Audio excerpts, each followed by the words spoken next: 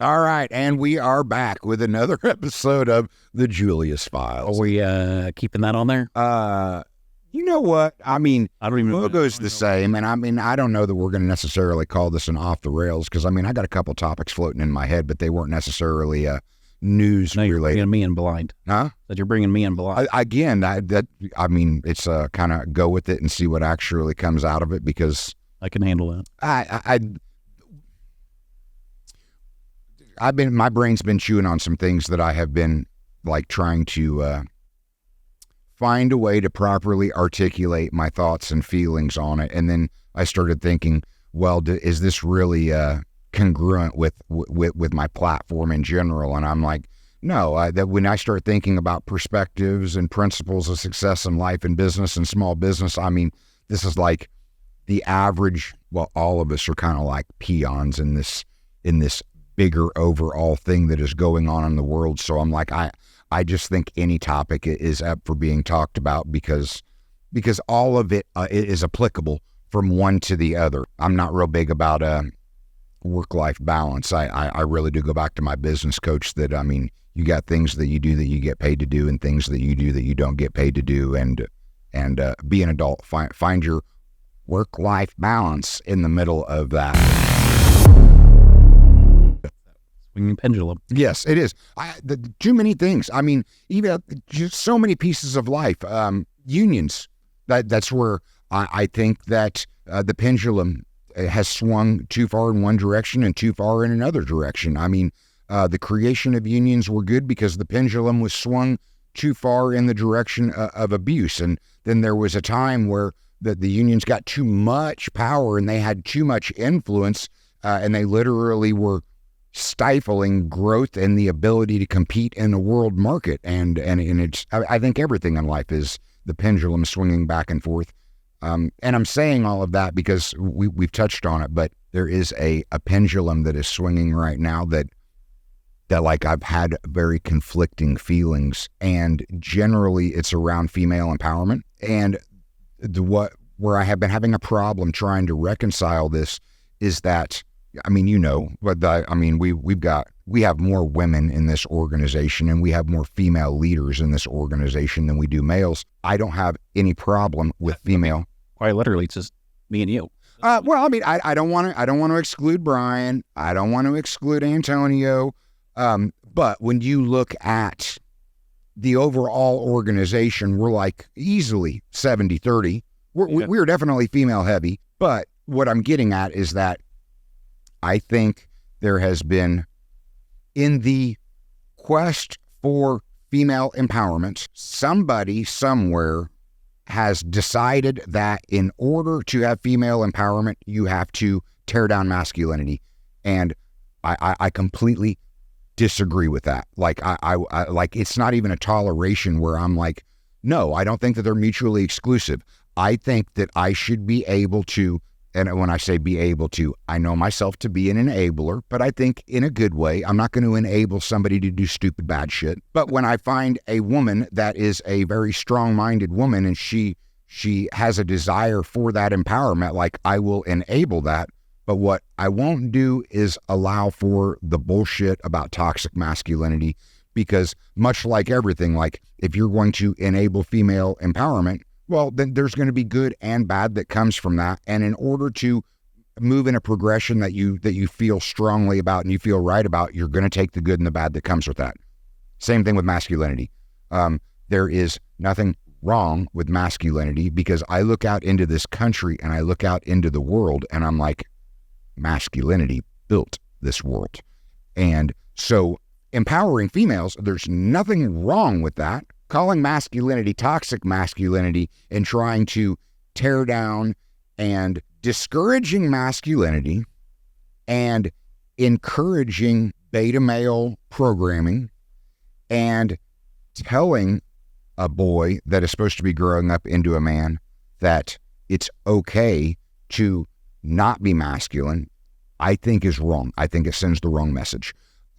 Because here we get into the controversy, and we talked about this briefly. There's no such thing as equal.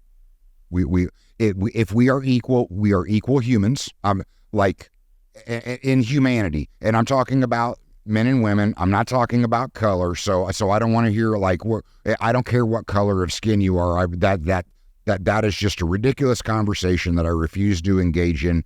But I'm talking about men and women. There is no such thing as equal. There are things that women are better at than men, and there are things that men are better at than women.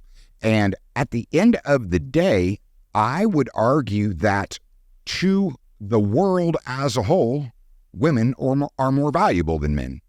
Because I'm like, what is the purpose of humanity? To grow and thrive and build a population of humans. Okay, if you have 20 men and 1 woman, humanity's dead. If you have 20 women and 1 man, humanity will prosper and thrive. So I'm like, to the world, women are more valuable than men. But let's talk about this. What are in my head, I'm like, there's 2 main things that I look at and I'm like, men are better than women at this. Protecting and providing. Like long over the course of history of life and world, men are better at protecting and providing. You expect men to protect and provide. That is being a masculine man. I got to push back on providing. Protecting, I'll give you because men generally are stronger. Providing, though, I feel goes straight to the heart of the issue of the equality, and it was equal pay for equal work. Because for years, I mean, both of our moms have preached this to us our entire lives. Yeah. They know, and they were on the front edge of, no, we should be paid the same as the guy doing this exact job. No, and I'm not disagreeing with you, but I am saying that a lot of the numbers that they used to try and make that argument were heavily skewed. And like back in the somewhat 50s and 60s, like there was an extreme imbalance between a man and a woman in the same position making the same money. As we have gotten into the 80s and 90s and 2000s, that imbalance has virtually been eliminated.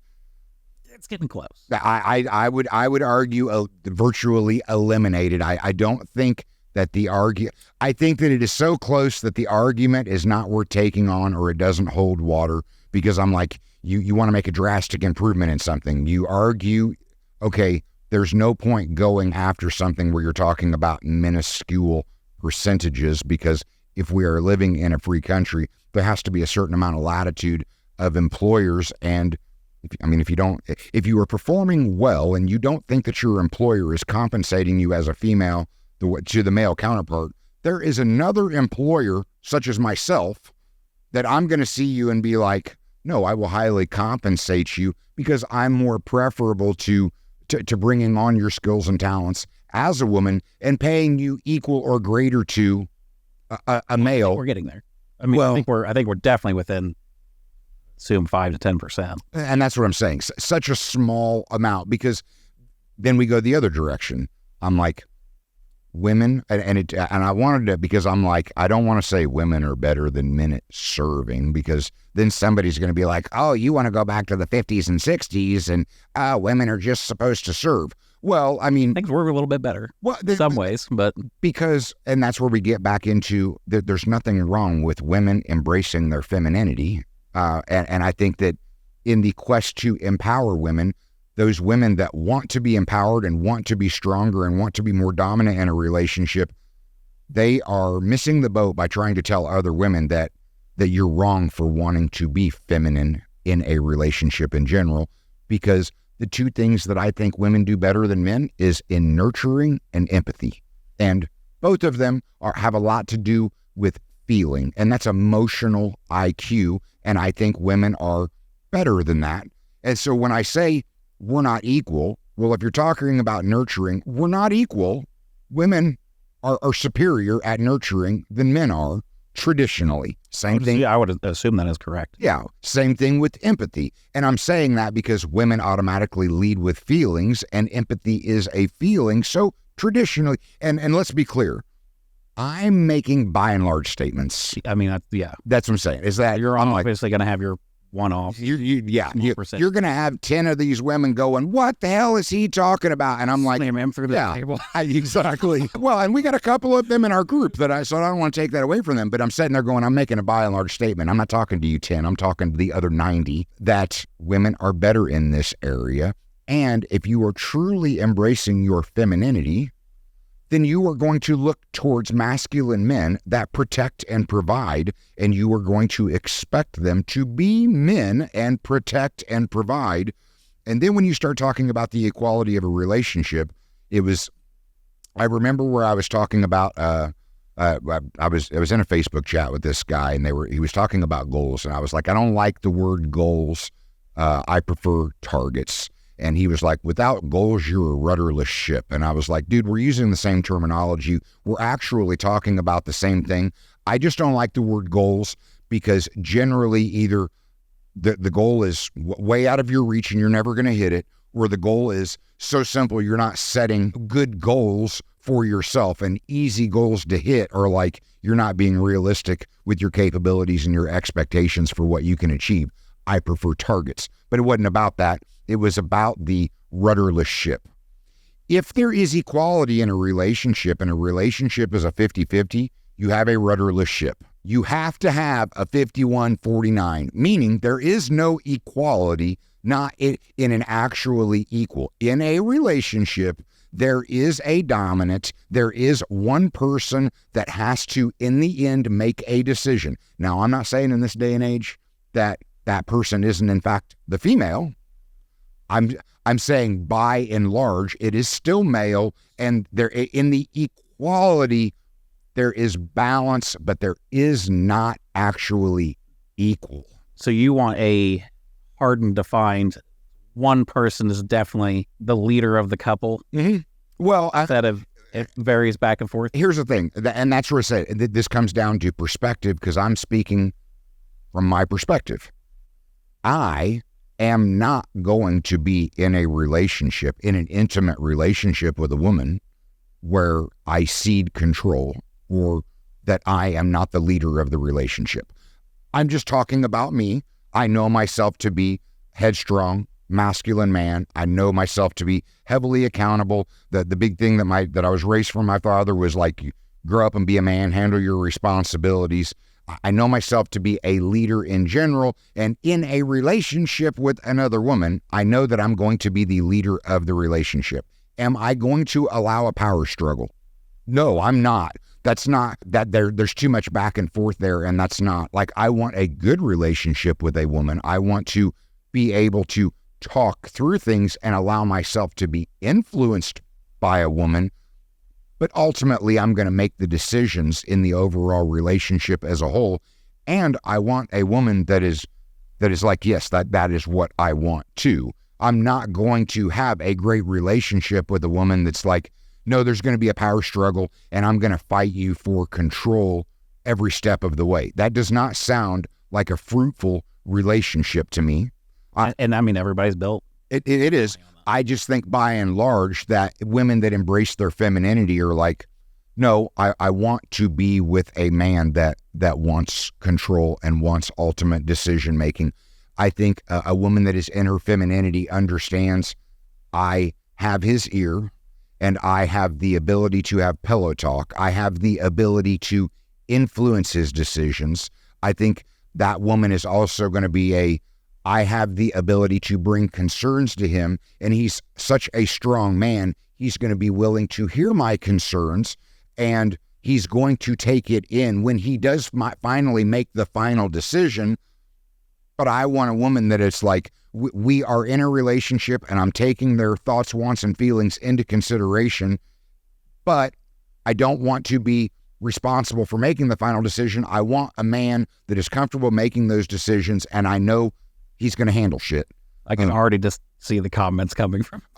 Well, and again, because the thing is what I want out of a personal, intimate relationship is not the same thing that I want or I have out of our team, out of our family. Like, I know I have some very strong women in the group. Well, I mean, every relationship is different.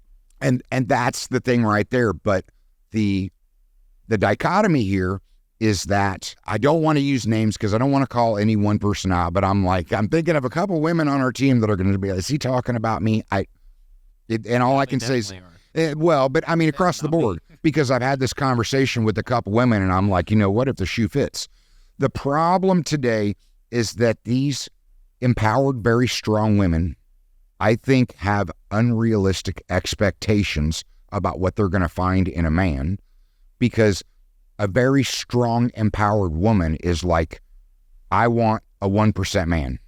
Well, the sad reality is a 1% man does not want an empowered, headstrong woman that is going to fight him and challenge him in every decision.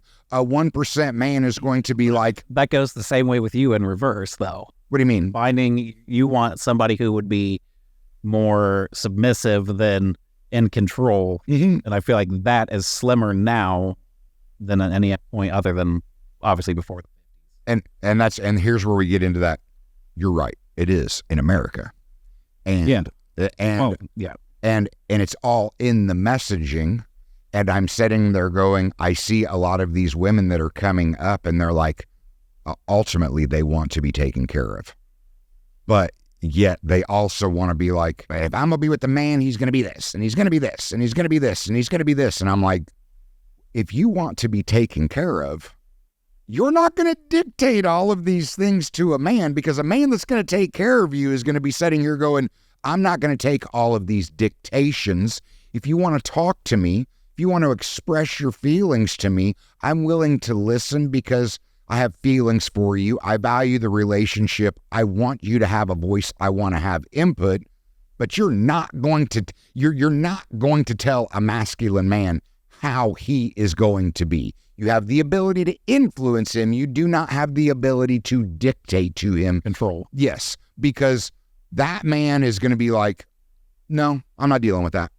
I'll go find somebody else. Or that man is like, I'll be comfortable alone until I find a woman that values the fact that I am a masculine man, that I will protect, that I will provide, that I will solve problems, I will handle business, but I want a woman that is going to use their femininity to influence. And as I've told them all, I have no problem with subtle coercion. But if I feel like that I'm purposely being manipulated or controlled, I lash out. To make it very clear, I'm not going to be controlled. I don't have a problem being coerced. I don't have a problem with a woman using her femininity to subtly impress upon me and let me know where she stands or what her thoughts and feelings are. But do I want to feel like I'm being controlled? No, I am a masculine man and I won't tolerate that. I can't. I think the amount of people who want to be controlled is very slim at this point. But I mean, as you were saying, the messaging has been, completely against all of this. Yes. And it's like, well, and that's what I'm saying. There's nothing wrong with female empowerment, but feeling like you have to tear down masculinity to have female empowerment, that's the problem. And that's where I feel like the pendulum is swinging too far the other direction. Well, that's what they had to do this was all just a big plan by the elite. The powers that be. You're right. Yeah. You go back 50 years, family could survive just fine off one income. Mm-hmm. Now you can't. And it's like that dynamic change. We're going to be fighting the consequences from that for hundreds of years. I was watching a podcast and the dude, an interesting correlation. What he observed was that changed when we came off the gold standard. And my brain hadn't went there to understand that to think there is a huge correlation there time-wise, either direct result or obviously or pretty coincidental that it would be shifting in that time. Because yes, it used to be, and my grandfather was, my grandpa had 6 kids and he worked at Chrysler, and my grandma ran a cake shop, but the cake shop, Creative Cake, was never a profit center. It was more of a hobby. And I think from time to time, he still had to inject money to kind of keep its wheel moving and keep its doors afloat. The consequences from all of that occurring is just insane. Down to weight. It's like when you had somebody at home cooking fresh food. Getting away from the process. I never even, okay. No, and that was a job. It just wasn't considered a job.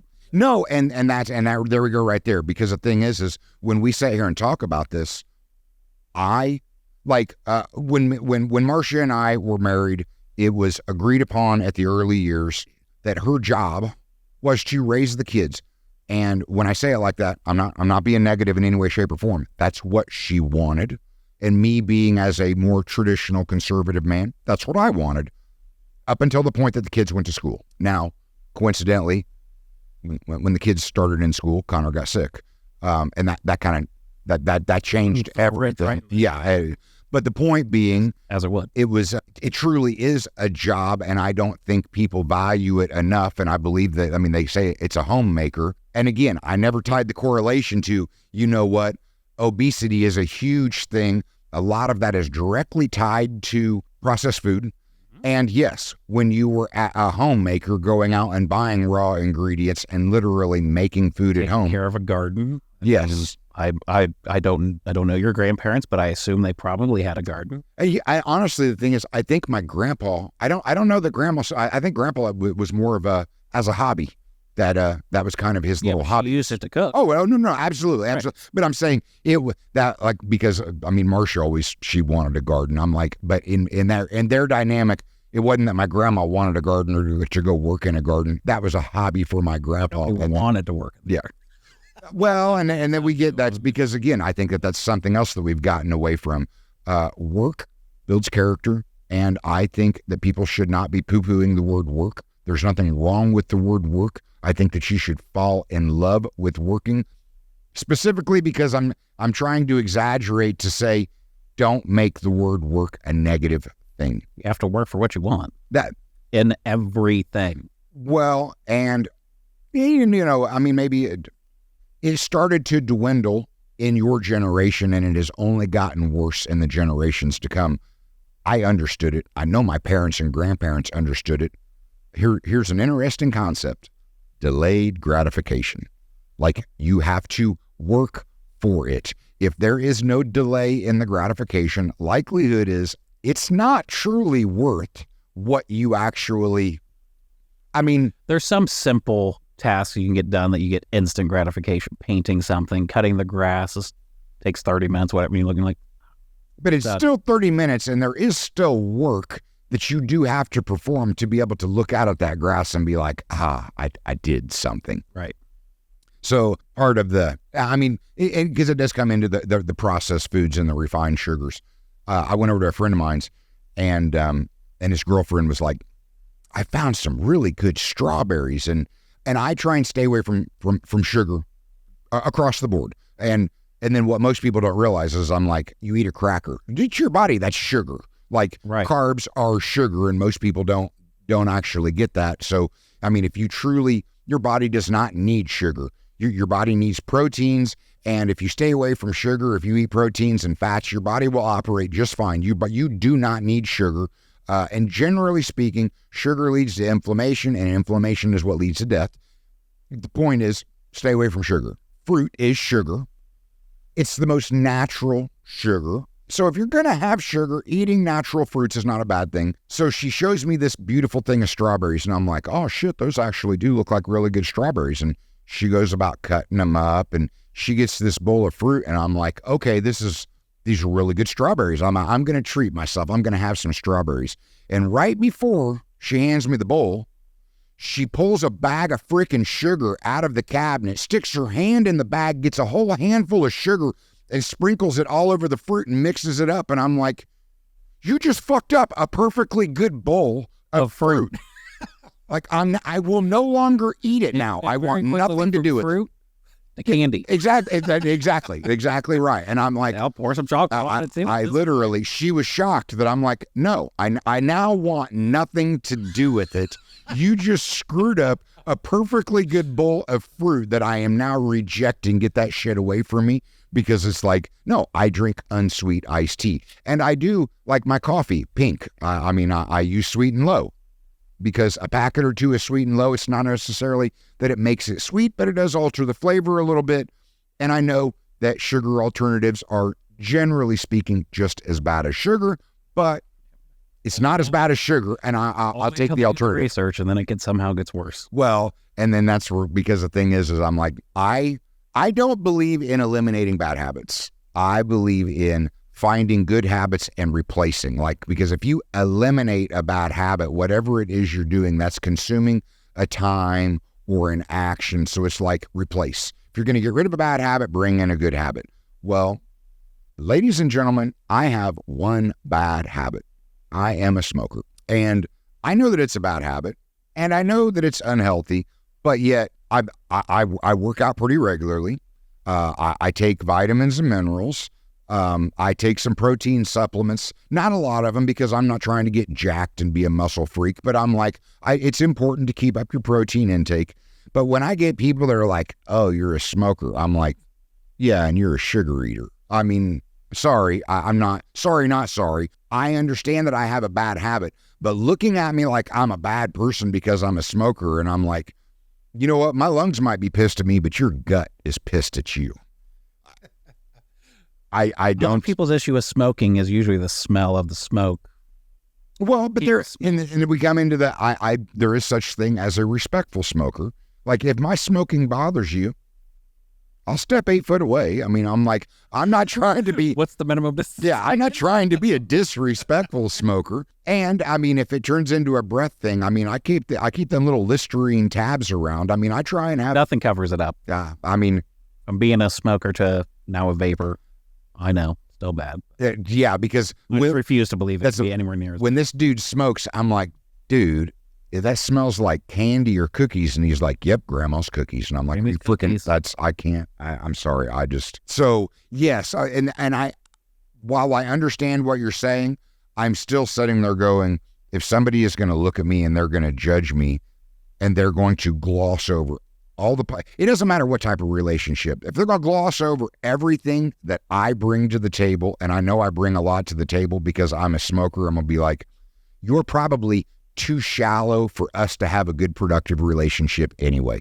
I think that the judgment, the judgmentalness that has bled into this country is part of the real problem that is in the country itself. Because again, we are like women. I do not, and I totally respect women and female empowerment. I have a disdain and disrespect for women that want to tear men down and try and tear down their masculinity, when I'm looking at it going like, it's the movie and the shows are the men who built America. Why? Because masculine men took their ass out to work every day and literally built this country. I am not denying those men came home to women that took care of them, that patched them up when they came home battered and bruised and pushed them back off to go back to work. But I think tearing down masculinity is a mistake. And I think that it is only going to lead to the demise of, because I mean, tearing down masculinity is tearing down testosterone. This is what makes a man actually want to procreate. And yes, it takes a woman to procreate, but if you literally destroy men in their masculinity and destroy the testosterone, you're going to destroy their desire to procreate. And I'm like, women, whether you realize it or not, like, I understand you're the one that creates children. It still takes a wanting man to actually bring the other half to the table. No, I mean, there are ways around that. No, there are, but it still takes a man. It does. It still takes at least one man. That one man would be capable of impregnating many, but it still takes that one man. My final piece on it is the men who built America. You're going to have a large section of women who be like, well, we would have loved to have contributed in a more meaningful. But the thing is, but they weren't. That's like what they were doing was meaningful. There we go. That's what I was about to say right there. They did contribute in a meaningful way. A very, very meaningful way. They played to their strengths. Women are stronger at nurturing. They in fact did very much contribute in a meaningful way. I mean, just and that's what I said. Avoid that and be like, you want to get out there and work. Mm-hmm. Well, and again, and all this is like the women's lib movement of the 80s. There was a legitimate push there that I look back and I'm like, it needed to occur, but the pendulum is swinging too far the other direction now, and that's where I'm sitting there going, that's where you're getting the other side of the pond, and the Middle Easterners and Islam and the religion that is a very conservative religion that they're heavily pushing back to say, no, that's not the way things should be. The whole attack on masculinity has been something that has been kind of eating at me because, like I said, ultimately, like I have tremendous amount of respect for women, but we shouldn't be attacking masculinity in the process. And then we get into that a really strong woman, generally speaking, either you're going to have to accept that you truly are going to have to wear the pants in the relationship and you're going to take a beta male, and that whatever works, if that's the relationship dynamic that works, that's fine. But if you're a strong woman and you want a stronger man, I just believe that you're still going to have to tap into your femininity, because a stronger man, I heard this and I'm like, no, it's right. If a strong man looks at you and says, oh, I'm really attracted to your strength and your ambition, he's just trying to screw you. I mean, like, that he's not being honest with you. I don't believe that a strong man is going to sit here and go, oh, I'm looking for a really strong woman. I generally speaking, and again, I'm making by and large statements. I'm not talking about the outliers. What I have observed, what I have seen by men and hearing their opinions, a really strong man wants a feminine woman. Like, so if you are what's an old school feminine woman? I don't know that I don't know if I agree with that, because I don't think when you say old school feminine, I look at my relationship with my ex-wife, and I'm like, the judgment of that would not be fair. I mean, 95% of all couples that go through the tragedy we went through, like, they split. It's hard not to. Yeah, because my point is, like, Marcia is a hard worker. No matter what she has done in her life, whether it has been in actually going to work or in the family and in raising the kids, she was always a hard worker. Like, I'll never take that away from her. So I don't know that I would classify her necessarily as that old school femininity, but there was a time where it was that femininity, it was that nurturing that I fell in love with. And it was, she wanted to influence me, but she did not ultimately want to be the one that made the decisions. She wanted to be able to influence the decisions, but she didn't want to make the decisions, because the person that makes the decisions is ultimately responsible for the outcome of the decisions. But I feel like she's at the tail end of that. And that might be, and again, that's what I said, because I've always allowed myself to be open to be influenced, but if I felt like I was purposely being controlled, I'm like, no, that's like a caged animal. I mean, controlled, I think, is the key word there. I think that women that have went to the extreme of female empowerment are trying to control their world and their universe, and they still want a man in that universe, and they are in fact trying to control that man. And that's where I said, payback's a bitch. Yeah, well, it might be, but that's not my point. My point is, even those women want a man in their life, and they go one way or the other. A strong woman either wants a beta male because they truly do want to wear the pants in the family in all ways, or they have this facetious picture of, I'm going to be a strong woman and I'm going to find a stronger man that can handle me, and we're just going to have this great relationship. And I think that that's the fallacy. I think that if you find that's the outlier, that by and large, that is just not what you're going to find in this world.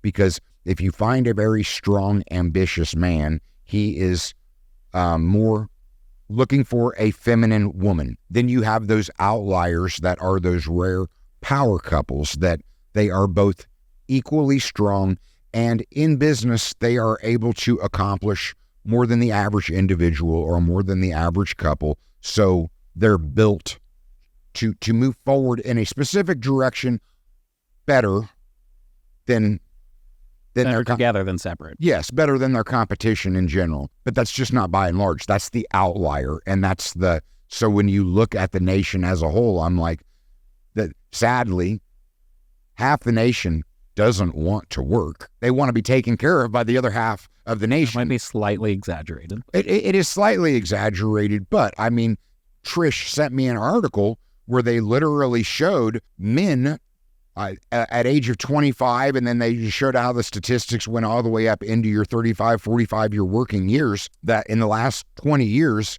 10% fall off of productive men that actually want to take their ass out and work and be a man. And that's where I'm like, I would never be a proponent of telling a man it's okay to be that way. Like, it's not okay. That's because I am a proponent of masculinity. I don't think that they're mutually exclusive. I am happy to encourage a woman to be all that she wants to be and embrace the female empowerment that she has every right to in a free society. At the same time, I'm not going to look at a man and say, it's okay to be a bitch. It's okay to be all up in your feelings. It's okay to want to sit at home and not be productive and not want to work. No, grow the fuck up and be a man. And I think that goes to everybody, though. You shouldn't be able just to sit in your own sorrow and not set in your own sorrow, because I'm sitting there going, be out doing something, whether if it's raising kids, cooking the food, you have to do something. You can't just be a leech. Some level of productivity, and that's where I'm sitting there going, something for everybody to purpose. Yeah. You have to have some type of purpose. And no, if your purpose is going home and smoking dope and playing video games, that is not frickin' purpose. That is worthlessness. That is garbage contribution to our society. That's a bit hateful. I feel attacked now. No, it is, but that's bullshit, because you do have purpose and you are highly productive. What you choose to do with your free time, that's because you've earned it. It was like, I'm not a big proponent of breakfast. Breakfast is break fast. And generally I have naturally moved towards intermittent fasting. But this book, or maybe it was an article I was reading, but it was like, this makes perfect sense. And it said, you should not eat a meal until you have done something to earn eating that meal. And waking up, you have not done shit to earn a meal. The morning pee, does that? No, that's what I said. That's what I'm like, that you have done nothing to earn that meal. So starting the day eating and breaking the fast itself is in fact unhealthy, because it's like your digestive system is never getting a break. And then you wonder where all the inflammation is actually coming from. Well, I mean, breakfast fits into this conversation perfectly, because that was at least the one meal that used to be controlled with somewhat decent food. Mm-hmm. And now any cereal is trash. I mean, you're just eating sugar and wheat, which is more sugar. And that's what I was about to say, yeah. The advent of cereal was, I mean, that's a terrible joke. Yeah, that's... Well, I mean, even milk is not really good for you when you really start thinking about it. I mean, milk has its good properties, but again, you get into how processed is the milk. Yeah, calcium. Yeah, and it's like you got to think about the hormones that were injected into the cow. That's now, and that's today, and that's what where you go back generations past, and it's it was more raw. Everything was more raw than processed. Yeah, well, and that's where I mean, because I'm grateful for many things, blessed because. Like, I'll take a salad bar over a candy bar any day of the week. That's not even discipline in me. It's a preference. Like, if the salad bar has croutons. No, I don't know. I'll be at, you know what, them little Chinese noodles. There's something about those little Chinese noodles that I love in my salad, because it just adds an extra layer of crunch, but it's not good for you. If that's right, I could do without them. They're a nice little addition from time to time, but I don't need That's what a crouton is. It's a nice little addition. But I mean, that's discipline wise. Chew on some carrots. Close your eyes and see if you don't feel the same sensation of chewing on carrots, making you feel like you're chewing on some dirty ass chips. And I mean, because I'm guilty of it as the next, because I love me some Doritos. But like, chips are not healthy for you. It is in fact a highly processed food, and it is a pure carb, so it is sugar to your body, and you are better off eating carrots and getting the beta carotene out of it, and you still get that sensation of crunching and chewing on something, and the calorie content on the overall is way healthier. Way healthier. Yes. So I mean, I feel like, because there are certain dead horses that you should just stop beating and moving on. I mean, but when it comes to, I really believe like they're in cahoots. So the food industry is in cahoots with the drug industry, and they're like, we'll fuck them up in your 20s and 30s, and then we'll pass them off to you, and you can really involved in the government, which then is involved in the movies and the shows and the cartoons to get the messaging that they want out there. Exactly. Then that's what I said, is that I'll beat that dead horse all day long. I mean, do you have any topics that you've just been dying to actually talk about? I mean, we already got OceanGate out of the way, which the imploding. Did you see that video where they showed the suction, like the violentness of what occurs? Yes, exactly. That's what I was saying. I was like, if that's what occurred, you're not finding people. Mm-mm. If anything in you held oxygen in 1 millisecond, it crushed like 100 times faster than your brain can even think something happened. You're already gone. Which again is an easier, probably it's legitimately a painless way of actually. Yeah, I mean, you had no idea anything was happening. Yeah. Unless you heard something creak beforehand. But as soon as something happened, you never knew it happened. Yeah, they started pulling the pieces out earlier this week. And the titanium held, as expected. Any other interesting topics you want to bring to the table? Not that I can think of off the top of my head. Wow. I've been so focused on the training platform that's coming, but they don't care about our training platform. No, that's not true. And that's what I said. And there's because in small business, the biggest mistake that small businesses make is not systemizing their business. That's why they never look at working on the old saying, work on your business, not in your business. And it is simple but hard. So we have made a major investment. Also hard but simple. Yeah.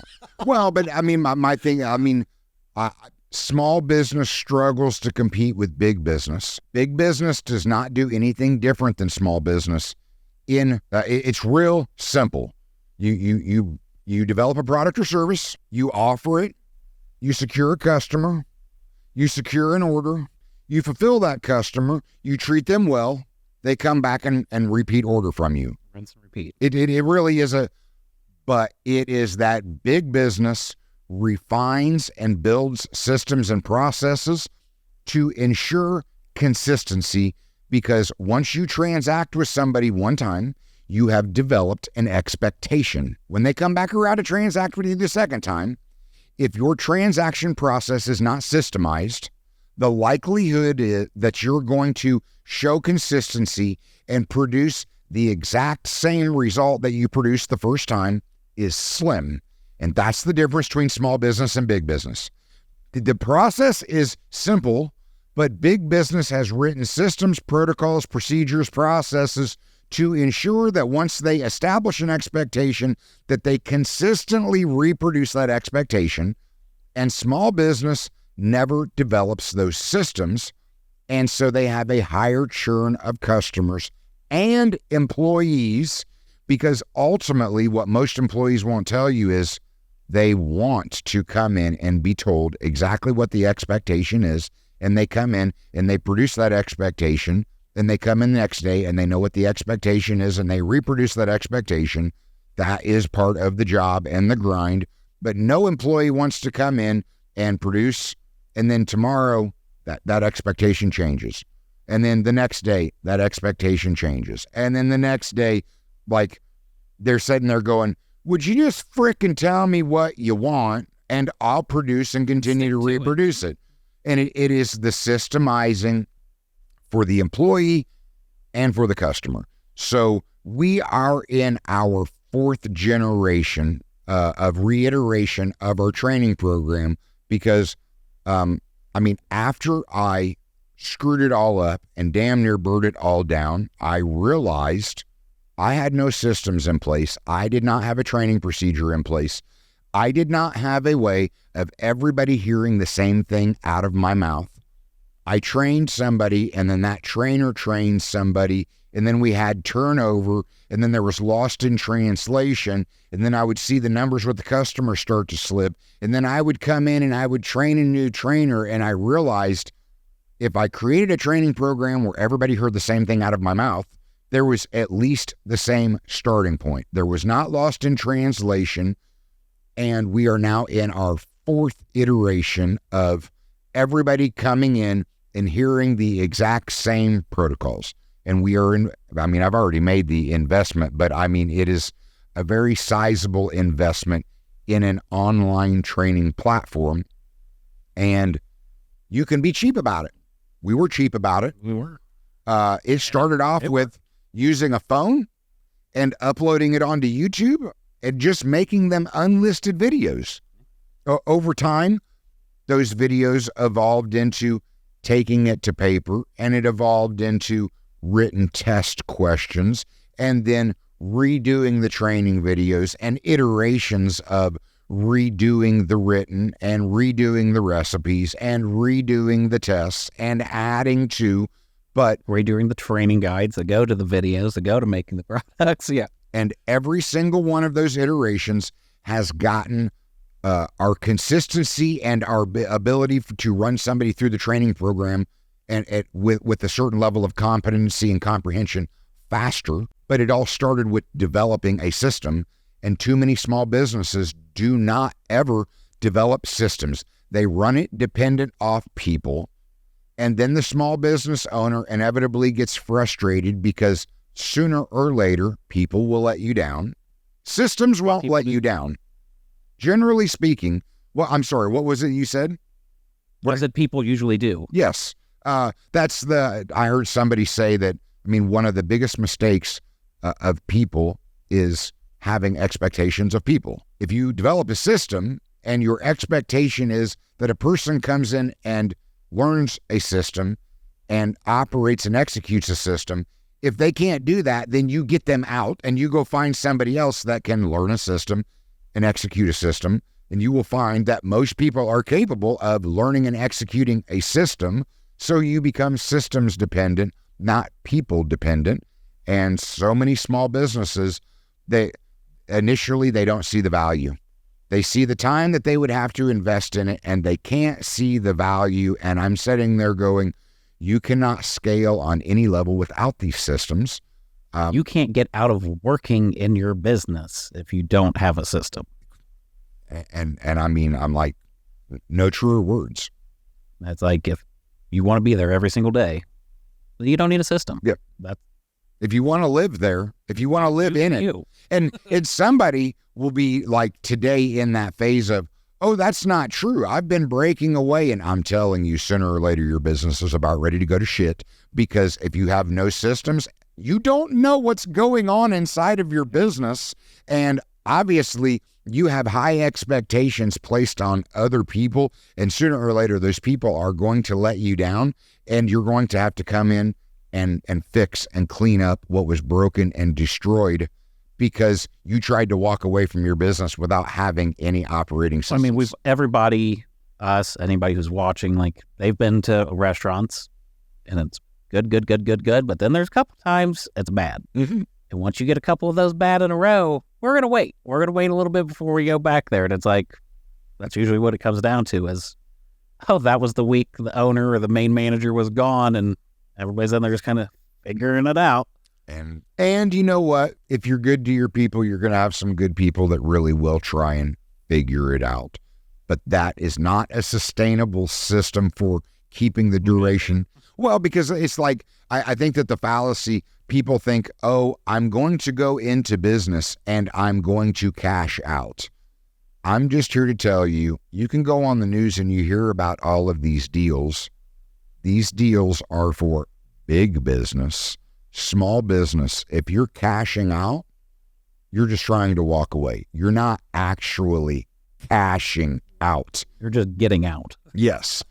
So what I'm getting at is, once you get into the game, the purpose is you're endlessly in the game, that every day you're playing the game. You're keeping the game going. And if you are not continually investing in systems and investing in people, sooner or later, your cash out of the game is going to be just getting out, and it's not going to be enough, and you're going to have to start all over again somehow, some way, somewhere, because you're not going to cash out in small business.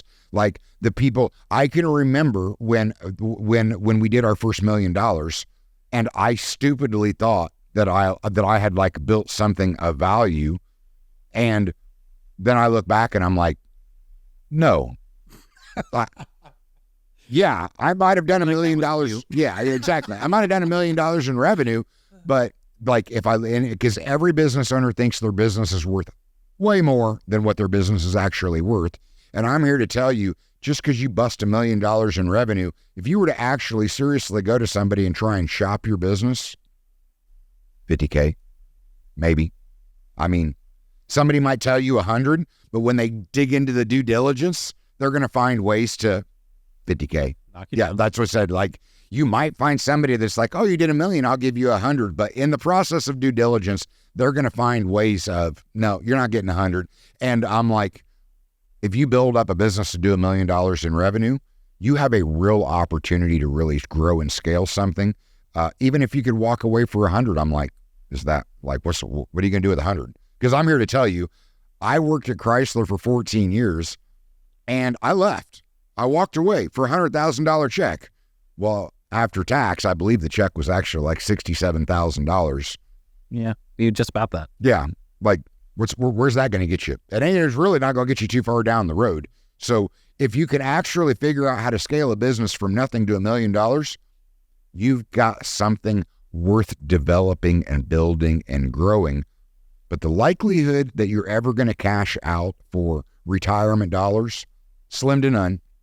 The best thing that you can do is build systems to build a customer base, to bring good people in to operate, and continually replace yourself so that you are buying back your time, you are scaling your business, you are accomplishing freedom, and you can turn it into mailbox money. The business continues to run and operate, and you're able to pull an income off of it, because the likelihood that you're going to find somebody that is willing to cash you out for retirement dollars, like you might hear that story of the 1 in a million. You're not that special. Most of us are not. Like, that's lightning. Yeah, that's lightning in a bottle. Like, if you really want to plan for the by and large what you have the ability of, don't ever think about cashing out. Well, I mean, you just got to start looking at the law of averages there. It's first 10 years, you're lucky to even be 1% left. And of the 1% left, how many turn into the Jimmy John's or the Subway or the McDonald's? It's like, not too many. No, and that's the thing, is because, like, we're going to do that. I know that we're going to do that. The reason I know that we're going to do that is because I have beaten so many odds that I probably, knowing what I know now, I would have never tried to beat these odds. Like, stupid. But I did beat these odds. We have beaten these odds. We are going to move forward and accomplish some really cool shit. But that's also because I spent 18 years building a foundation to actually scale off of in general. And the expensive mistake of learning all of those lessons along the way. No two ways about it. And but that's the other side of it, is I think that people miss a huge point when it comes to the difference between an entrepreneur and a serial entrepreneur. An entrepreneur at one point took a risk. And if it pays off, they become just as risk adverse as the individual that never steps out and attempts entrepreneurship. They tried something and it paid off. And it paid off. They've got something and they're like, okay, I can call myself a business owner, and it paid off and it done really. Okay, a serial entrepreneur does not process risk the same way as the whole rest of the world. A serial entrepreneur always believes that if they're involved, that they can beat the odds of the average person, that they can get involved in industries and learn and always be learning new things and always be beating odds. They just process risk in a completely different way. And if you want to scale beyond the initial, because when people talk about 7 figures, I'm like, oh, somebody did $1,001,001 and they're like, I built a 7-figure business. Cool, but if you're not growing, you're dying. And if you're not trying to move that $1 million business to $1.5 million, to 2, to 2.5, I mean, you have to scale in some way. You always have to be growing, because the reality is if you continue to do $1 million every year, you're still dying. You're just barely keeping up with inflation. But a serial entrepreneur is trying to build something and build a foundation in order to be able to scale it, to build something that the collective is bigger than any one of those things. And they're just more risk adverse. They don't process risk the same way that everybody else does. I wish I could remember what we were talking about. And I was like, that's because you don't process risk, right? But you remember what we were talking about. I don't.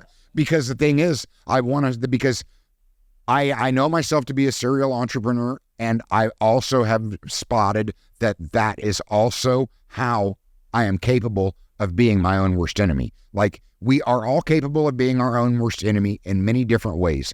Mine is that my ambition and my inability to be scared away by the risk of something is capable of getting into some shitty situation. Exactly. That's and I will fully admit it, because I believe that I have learned a lot. I've taken a lot of lessons away from the pain, and I'm capable of accomplishing more than the average individual.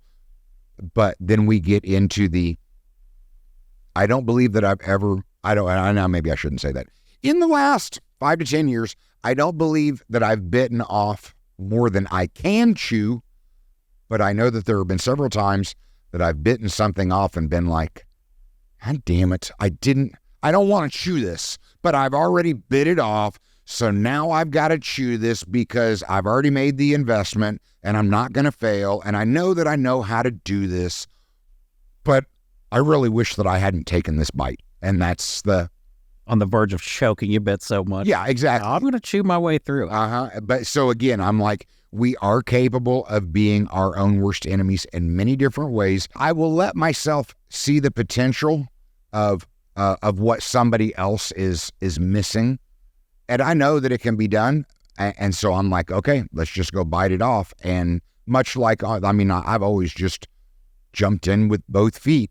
And then I'm like, shit, now I got to swim. This one, I didn't need it. I'd have been better off just sitting on the dock looking at it. I didn't need this piece, but that's. But here we are. Yes, and like you say, we're going to figure it the fuck out. No, and that because at this point, I'm looking at it going, we have a conglomerate of small businesses that do business on their own, that do business with each other. It is an ecosystem of businesses, and the final piece, now that this foundation is here, is scaling through franchising of Coffee Junkies and Pizza Junkies. And I really believe that, because that's the only thing that's kept me in the game all these 18 years. Like, I believe that Coffee Junkies and Pizza Junkies will be national brands. That's good stuff. Yes. These people will get to enjoy it. Absolutely. One way or another. No, it's just that I'm going to be honest, you know where my brain has evolved on that end of it is that I've always said Coffee Junkies and Pizza Junkies will be national brands. I never thought beyond national.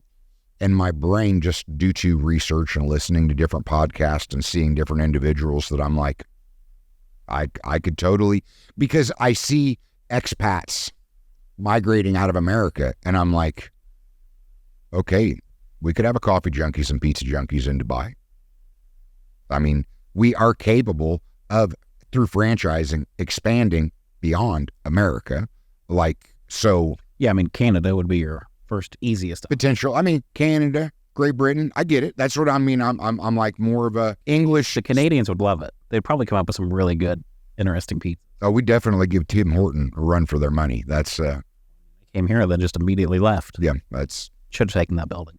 Don't get me started.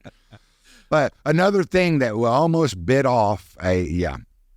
The drive-through was even a double J. I mean, it was. We always look for those meanings. Yeah. So many things. Missed opportunity. But that is the one thing that I've learned.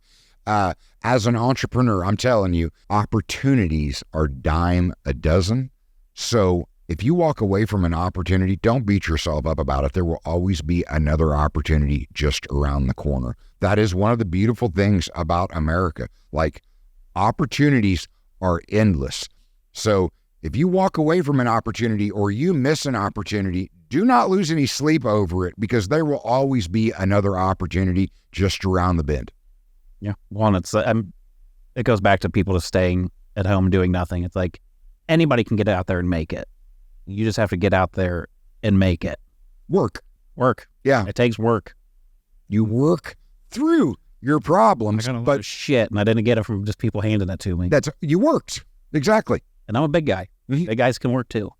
I love that part of it, because traditionally people think, oh, big guy is is slower, is less productive. And I'm like, man, I'm here to tell you, Matt is one of the most productive people that I've... It's mindset. Like I and people take it the wrong way. It's like, I just feel like I can do anything. It's like, I feel I'm better than anybody else, but not in the demeaning way. Like, you don't mean anything to me. I just know if I apply myself to whatever you want me to do with it, I'm not going to be the fastest runner on the planet. I get it. Put me in front of a keyboard, though, where the playing field's even, I'm going to beat you. No, because I mean, I'm not going to say that I don't have an ego, but I think that I'm pretty humble by nature.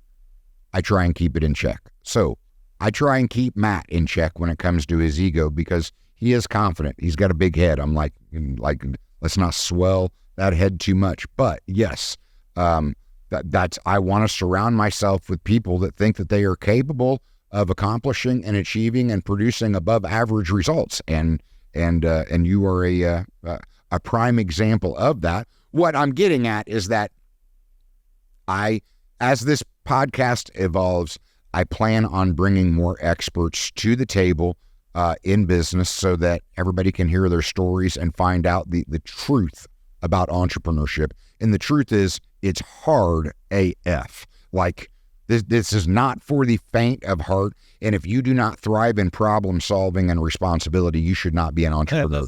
No, not at all. But the point is that recognizing for Matt for who he is, and me being an enabler, I'm like, I want to bring these people to the table, and I want Matt present, because I know he will learn. And likelihood is, through listening, he'll probably actually produce some pretty good questions that will allow these experts to further elaborate, which will allow all of you to learn or gain a little bit more insight. But the bigger thing is, I'm investing in him because I've got 13, 14 years on him. So I plan on moving into some form of retirement long before he does. So I'm trying to bring as much knowledge to the table for everybody listening, as well as Matt himself. So knowledge is power. It is not. It is what it is. If you're not going to do nothing with it, it's not power. That's the knowledge is not power. If you're not going to get off your ass and be a doer. Yeah. And work. Yes, and work. Take the knowledge and put it to work. Yes. Is that what we're titling this? Work. Fall in love with work. I don't know. I'll leave that to I will leave that to. I'll leave it to Allah. I'll leave it to you. I'll leave it to Trish. Mine is just to do them. But I have a good friend of mine, and he owns his own business. His name's Chris Mojet, and I've already talked to him about bringing him on. And he is in the old school direct mail marketing, but he's got a thriving business, and he helps a bunch of small businesses. And I just had a conversation with him yesterday about bringing him on so that we could just simply have a conversation, because too many, in this day and age of digital media and marketing, people overlook great opportunities in direct mail, and it is a lot more old school, but it works. And generally, if you like the book Blue Ocean Strategy, there ain't no point swimming in a red ocean. That's where it's bloody. That's where all the competition is. You go to the blue ocean because that's where there's little competition and you have the ability to thrive. And sometimes a red ocean turns blue and you're able to go back to it, because direct mail is an old school way of actually marketing. And that people have forgotten about it in this digital age as a bygone era. And I'm like, no, there's very good opportunity in going back to this. Very market dependent, but yeah. Yes, but I think that there is a way for pretty much any industry to actually make it work in general. So, but we'll bring Chris on and we'll get into that and we'll see what we can get him to talk about, and I'm sure that there will be nuggets to come out of it. Okay, you got any final thoughts? What's for lunch? Share the show, please. Until next time, have a good night.